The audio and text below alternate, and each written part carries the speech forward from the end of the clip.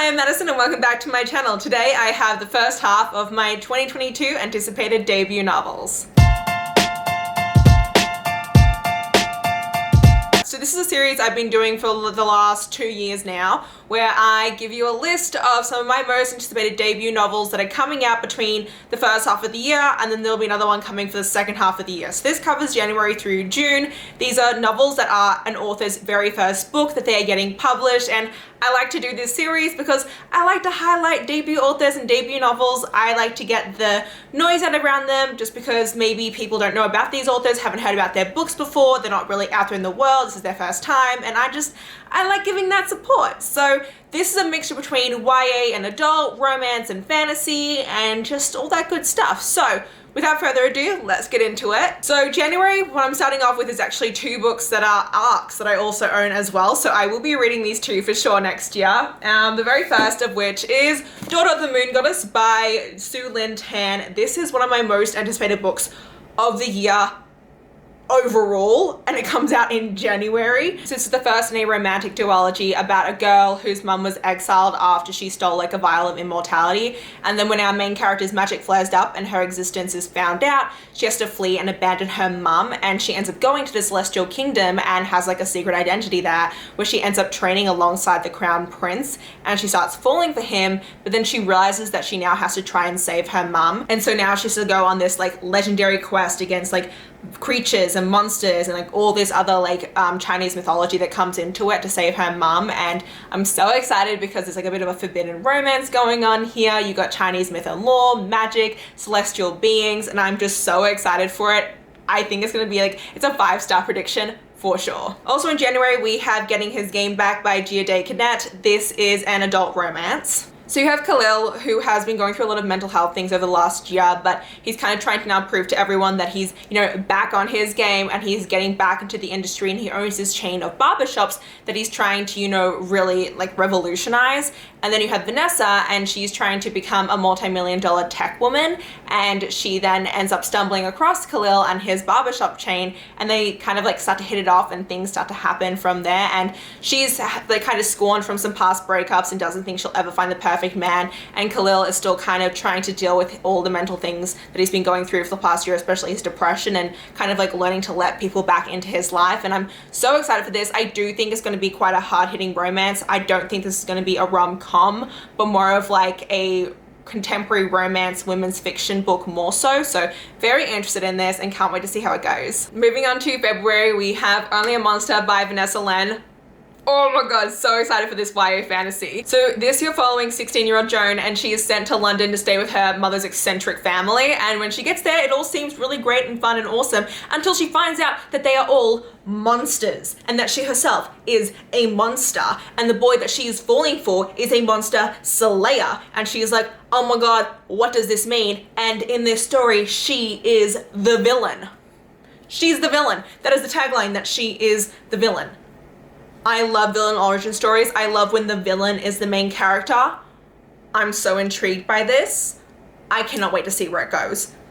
Oh my god. Then we have The Wonderful Ophelia After All by Raquel Marie. If you don't know Rocky, she got her start here on BookTube and she's just amazing. This is a YA contemporary romance, a queer contemporary romance. So in this one you're following Ophelia Rojas, and she has always kind of known herself, what she likes, what she loves, and she's always been crushing on boys her entire life. Like, she is boy crazy, until one day she finds herself falling for this cute shy girl in her class, and she starts to question herself. She's like, what is going on? I have no idea what this really means to me. I thought I knew who I was. And it's her like kind of coming out story, her like realizing her sexuality and like kind of coming through all these secrets and learning about herself. And I'm so excited to read Rocky's book. I can't wait to see what it's all about, and I am just stoked in general. Moving on to March, we have A Brush with Love by Mazey Eddings.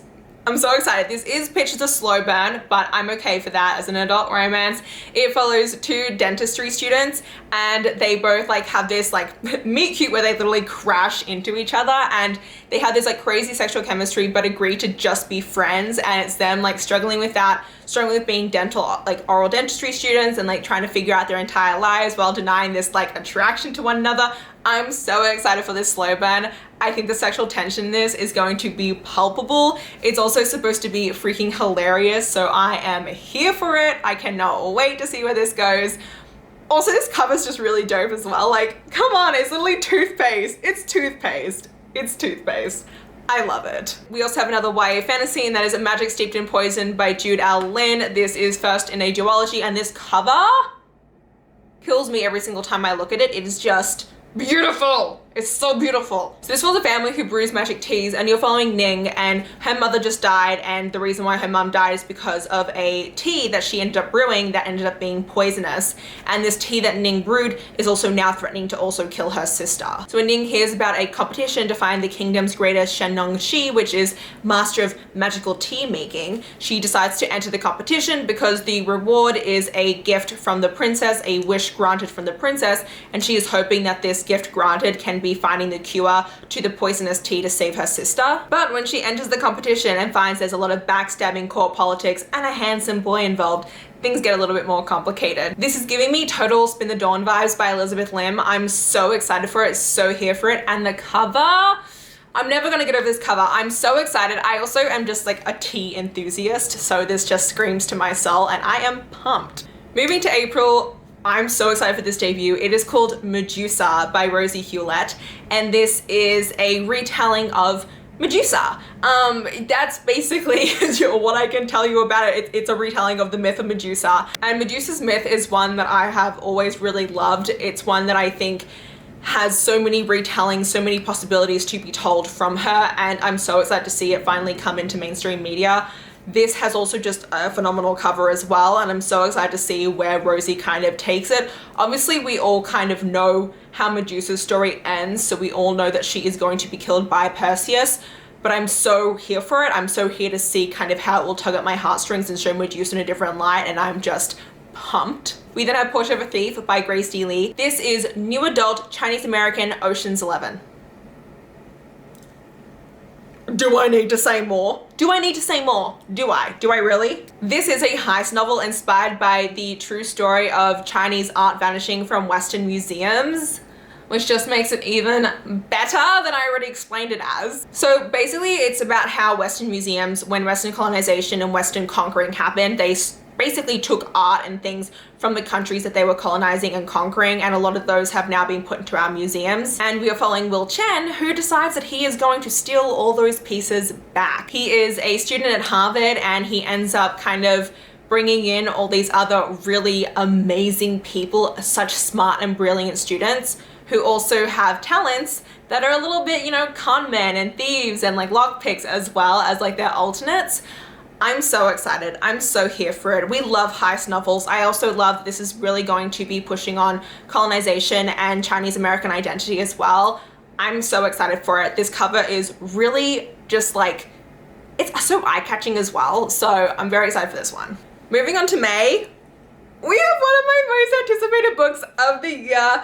Oh my God. This is The No Family by Grace K. Shim, and this is K-drama inspired. It is K-drama inspired, and we all know I love anything K-drama inspired. So this follows Chloe Kang, who is reunited with her father's deceased family after a DNA test, and she's then whisked off to Seoul to go be with them and meet them, but it soon becomes kind of clear as to why her mum was kind of keeping it a secret and how she kind of gets embroiled in like all the drama and politics in Seoul with her family and everything that is going on. And I just know that because it's K-drama like inspired, it is going to be absolutely nuts and crazy. And from all the K-dramas I have watched, I'm so excited for this. I'm so excited for this. The romance is going to be dramatic. The family drama will be dramatic. Everything is going to be extra, and I am so excited. So excited. And this cover as well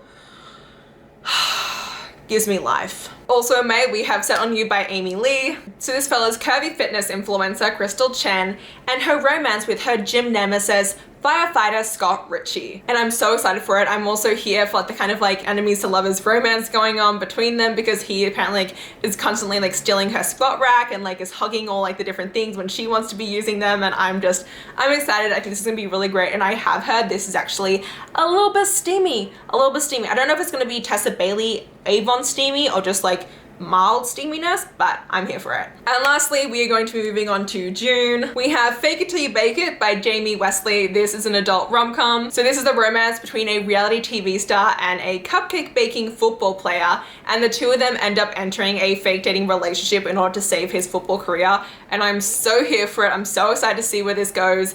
This has so much promise to it, and I love the fake dating trope as well. That is always a huge plus for me. And I feel like we're seeing a lot of like foodie based romances come up recently, and I feel like this one's gonna be just the right amount of foodiness that doesn't like overtake everything else. So I'm a fan. And lastly, we have This Vicious Grace by Emily Thiede. This is a YA fantasy, I think, to an extent. I'm not really sure. To explain this, I'm actually going to read the tagline for it because it is just really amazing.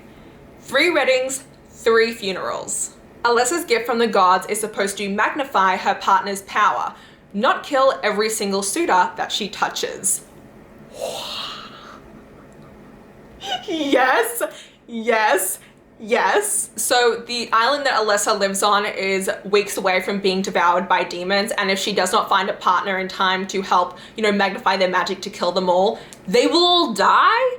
Until the priest of her island ends up convincing everyone that the only way now to kill the demons is by killing Alessa. She's like, oh my god, now my entire island is turning against me. So she flees and ends up enlisting the help of Dante. Dante is an outcast who has been marked as a murderer, and she ends up bringing him on as her bodyguard.